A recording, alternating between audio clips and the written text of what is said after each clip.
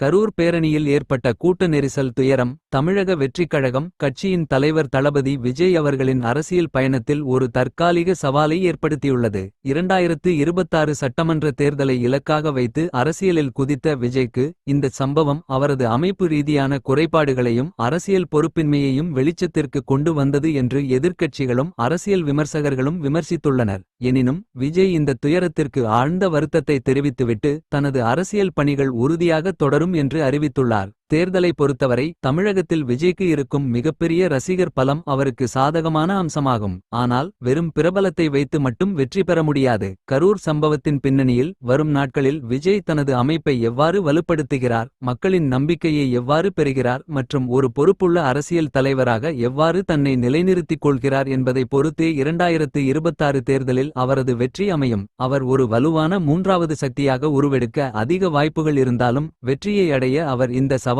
திறம்பட சமாளிக்க வேண்டியது அவசியம்.